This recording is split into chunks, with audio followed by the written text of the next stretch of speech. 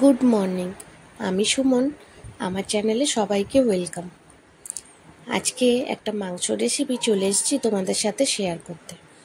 এখানে আমি কিছু আদা, রসুন আর কাঁচা লঙ্কা ভালোভাবে থেতো করে দিলাম। এমনি একটা পেস্ট বানিয়ে নিলাম। এবার এখানে নিয়েছি একটা বাউলের মধ্যে 1/2 কেজি চিকেন। এবার মাংসটাকে ভালো করেই আমি ধুয়ে নিয়েছি, তারপরে ম্যারিনেট করে নেব। এখানে 1/2 কাপের মতন আমি টক দই নিয়েছি। এবার ওপর দিয়ে একটু কাসুরি মেথি দিয়ে দেবো, 1 চামচের মতন, বড় চামচের 1 চামচ। আর ওই যে পেস্ট করে রেখেছিলাম আদা, রসুন, কাঁচা লঙ্কা থেতো করে, ওইটাই আমি দিয়ে দিলাম। আর এখানে সর্ষের তেল দিয়েছি, আর চাইলে সাদা তেলও দেওয়া যেতে পারে, তবে সর্ষের তেলে স্বাদটা বেশি ভালো হয়। আর এখানে লঙ্কার গুঁড়ো দিয়ে দিলাম 1 চামচ। এবার এগুলোকে ভালো করে মেখে দেব। এবার সুন্দর করে হাত দিয়েই আমি মেখে নেব মাংসগুলো। আমার আজকের মাংস রান্নার রেসিপিটা কেমন লাগবে অবশ্যই কিন্তু তোমরা কমেন্ট করে জানিও। আর আসলে রান্না সবাই কিন্তু করতে পারে, এখনকার দিনে এমন কোনো মানুষ নেই যে রান্না করতে পারে না, সবাই সুন্দরই রান্না করে।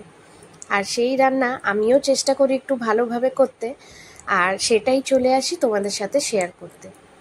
এখানে আমি নুন দিতে ভুলে গেছিলাম, আবার 1/2 চামচের মতন বা 1 চামচের মতনই ওই নুনটা দিয়েছিলাম।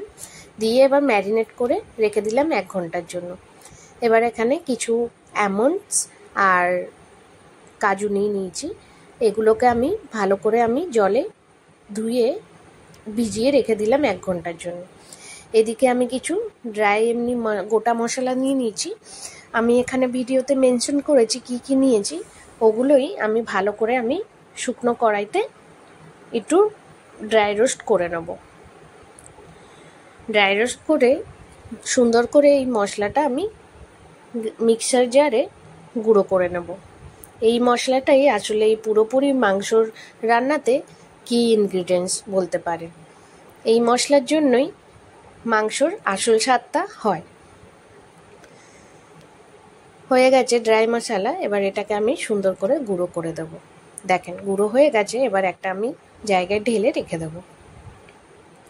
এবার এদিকে আমি কড়াইতে সর্ষের তেল নিয়ে নিয়েছি। ওর মধ্যে পেঁয়াজ কুচি করে রেখেছিলাম আগে থেকে, ওই পেঁয়াজ কুচিগুলো সুন্দর করে আমি ভেজে নেব। পেঁয়াজটা যতক্ষণ অবধি পুরো লালচে ব্রাউন না হয়ে এসছে ততক্ষণ অবধি আমি ভাজতে থাকবো।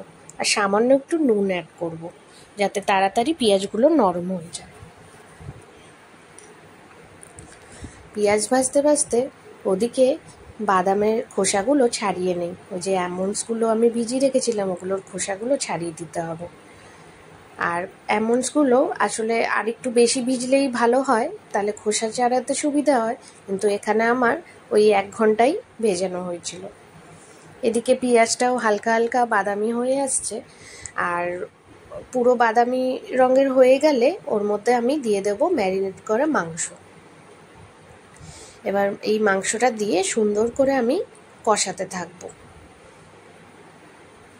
একদম রেস্টুরেন্ট স্টাইলের এই মাংস যদি একবার বাড়িতে বানিয়ে খেয়ে দেখো, একদম ভুলতে পারবে না এর স্বাদ।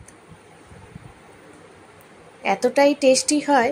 আর রুটি, পরোটা, লুচি বা গরম গরম ভাতের সাথে বা ফ্রাইড রাইসের সাথেও খুব ভালো লাগে খেতে। এখানে আমি যে বাদামের খোসাগুলো ছাড়িয়ে রেখেছিলাম, আর ওর মধ্যে কাজু বাদাম মিক্স করে দিয়ে দিলাম 1/3 কাপের মতন দুধ। এবার এই দুধটা দিয়েই আমি সুন্দর করে গ্রাইন্ড করে একটা স্মুথ পেস্ট রেডি করব। এই কাজু আর আমন্ডসের এই স্মুথ পেস্টটা যে চিকেনের কষার মধ্যে দেবো, তাতেই গ্রেভিটা কিন্তু খুব সুন্দর হয়।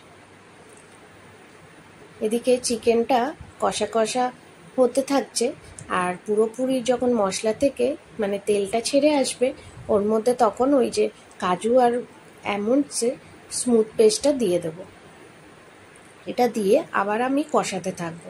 হালকা আমি ওই মিক্সার জারের মধ্যে একটু জল মিশিয়েছিলাম, হালকা একটু জল দিয়ে প্রথমে কষাবো, তারপরে পুরো জলটা ঢেলে দেবো। হ্যাঁ, মশলাটা কম ব্যবহার করলেও আমি এখানে কিন্তু তেলটা একটু বেশি দিয়েছি পরিমাণের তুলনায়, কেন এই মাংস রান্না একটু তেলটা বেশি লাগে। তবে সামান্য এইটুক তেল আমরা মাংস রান্নায় কিন্তু দিয়েই থাকি। তবে মাংসটা খেতে যা দুর্দান্ত স্বাদ হয় সেটা না ভোলার মতো।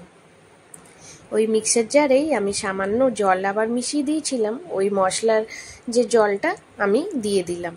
আর ওপর দিয়ে ওই যে ড্রাই রোস্ট করা পাউডার আমি আগের থেকেই বানিয়ে রেখেছিলাম, ওটা দিয়ে দিলাম 2 চামচ। এবার ভালো করে মিক্স করে আমি ঢাকা দিয়ে দেব, আর 10 মিনিটের জন্য আমি লো ফ্লেমে রান্না করব।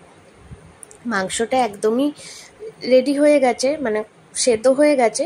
এবার ঝোলটা ভালো করে একটা সুন্দর কালার চলে আসবে, তখনই আমি গ্যাসের ফ্লেমটা অফ করব।